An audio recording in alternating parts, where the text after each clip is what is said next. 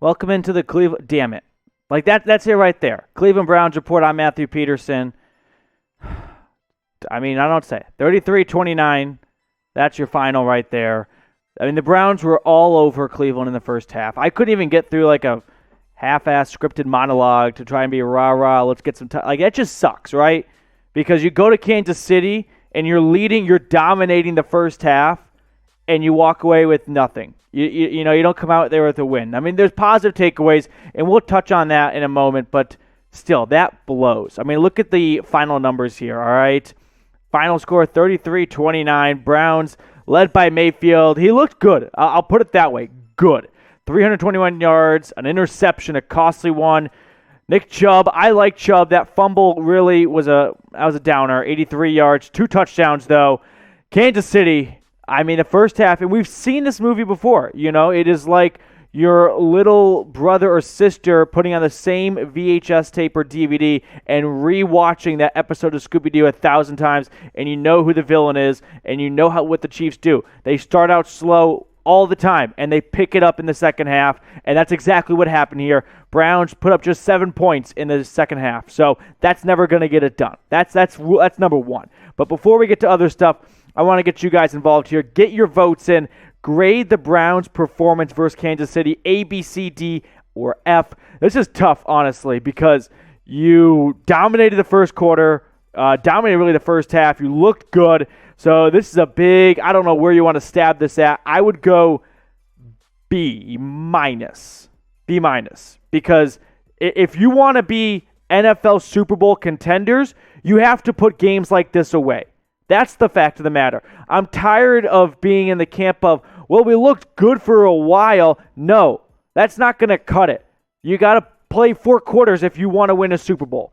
And so most likely you're going to play the Chiefs again in the playoffs if you want to win a Super Bowl. So B minus for me. I'm not here to just be happy and wag my tail because we had some good moments. That's not going to cut it. But let's check out Baker Mayfield here. Let's talk about him for a moment. Mayfield all around, I would say good again. Had some great throws, had his swagger, his moxie. He was exciting, but a costly interception at the end of the fourth quarter. No touchdown passes, and that's why he just gets labeled with good. Nick Chubb, also good. You could probably even upgrade that to a little better than good. 15 carries, 83 yards. That fumble, though, that really took the life out of it. And then Kansas City was rolling. They had momentum, and they ran with it after that. So Chubb punches his way in for 2 scores. That was awesome. But after that fumble and just kind of the drop-off in the second half, that was a big-time bummer. On a more positive note, though, Anthony Schwartz, hadn't seen him all preseason. Banged up with a hamstring injury.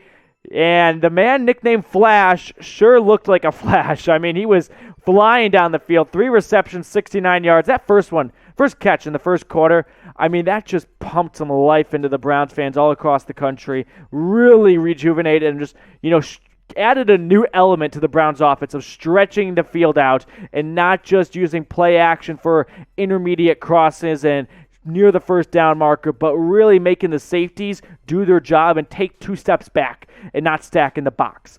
So, let me know, though, biggest standout against the Kansas City Chiefs. What are you thinking down in the comments? I'm going to go with Schwartz. Honestly, 3 receptions, 69 yards, didn't play a snap in the preseason as a rookie.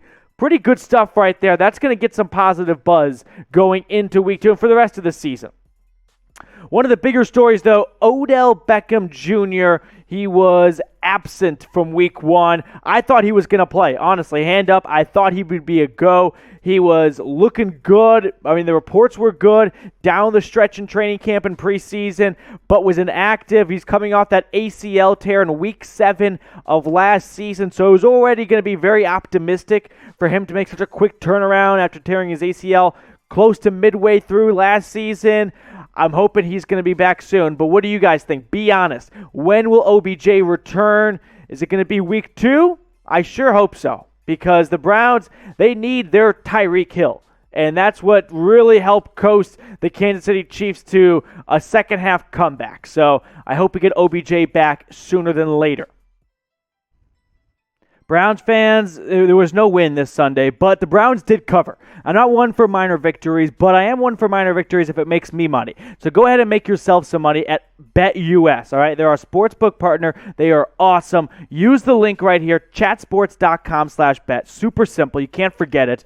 Promo code Browns125. Why 125? Because they're going to give you a 125% deposit bonus. Put 100 in, you got 225 to play with for the Browns or whatever you like all season long. Check them out.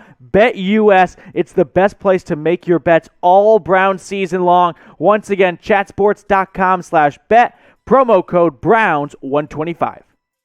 Another bright spot for Cleveland, though, Jarvis Landry. That's right. He was wasn't bad last year. I kind of want to take that sentence back. He was good last year.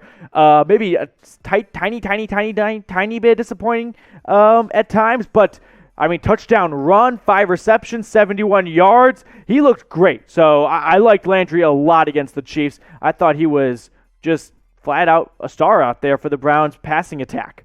David Njoku, the former first-round pick, sure looked like a former first-round pick. 3 receptions, 76 yards, that one catch. Now, you already know which one I'm talking about. He just elevated his game right there, it looked like. Adding another dimension. Him and Mayfield hooking up for a huge reception in the seam. So Njoku definitely living up to that first-round hype in year 3 now. So hopefully we get more of that out of him going forward for the rest of the season. Guys, I know you love the Browns, so do yourself a favor. Subscribe right now to the Browns Report so we can give you the best news and rumors content throughout the entire regular season now. Week 1 in the books. It's only going to go uphill from here. I can tell you that right now. Link is below. Subscribe. Hit that red button and make it a gray one after you subscribe right now. Myles Garrett defensively, you knew you had to get after Mahomes. And we're going to talk about the Chiefs, don't worry, later on. Got a sack, had some hurries, all around, looked solid out there. Just unfortunate that when you're playing Mahomes, those kinds of numbers, they don't cut it. And him and Clowney looked good together. I thought Clowney was really quick and off the ball. But unfortunately, that's just not enough. And that's unfair. But that's the life we live in when you play the Kansas City Chiefs at Arrowhead. In the backfield, Denzel Ward, again, looked good as well, flying around the field, had some nice breakups, had one breakup, had some nice tackles. I liked Ward's play a lot. This was a weird secondary, though, all right? And, Ronnie Harrison, I don't know what to say. So let's get into some injury news and updates right now, starting with the safety, Ronnie Harrison, who got ejected in the first half after throwing a open hand punch, basically, at a Chiefs assistant coach, and that got him tossed. So that was really weird and bizarre. I would love to know what his side of the story was, because that hurt. You lose one of your starters on defense in the first half. That's never a good recipe, especially when Grant Delpit was a no-go. Again, Delpit coming off an Achilles injury last year, hamstring this preseason, was unable to suit up in week 1. Hopefully week 2 we get to see him out in action. So you're already down one safety, then you get an ejection, and then once again, there's some bad luck against Kansas City. Starting left tackle Jedrick Wills went down with an injury, just like the first time he went up against the Chiefs in the postseason last year. Went down in the second quarter with, I believe it was an ankle injury, and was never returned again. So don't have much more of an update on that front yet. Hopefully good news, though, is coming from that. But we'll wait and see. We'll find out as the week progresses. So on the Chiefs side of the ball, Patrick Mahomes was Patrick Mahomes, right? Doesn't matter what quarter you're in, he can find a way to turn around, and that's exactly what he did.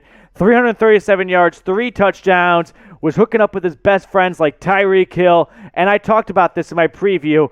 You got to be able to limit Tyreek Hill. Let's throw his numbers on, Jeff. Tyreek Hill, 11 receptions, 197 yards, a touchdown. He was himself, and so that's not going to get the job done when you are playing the Kansas City Chiefs. Add in Travis Kelce, who was coming off a career year last year. These two just in the second half were explosive, and the Browns defense just could not keep up with them. And I don't think the Browns defense was all that bad, honestly. It's just the price of doing business when you play at Arrowhead. You just try to limit the damage. There's going to be a fire. How quickly can you put it out? Browns defense just couldn't keep up with the Flames this week.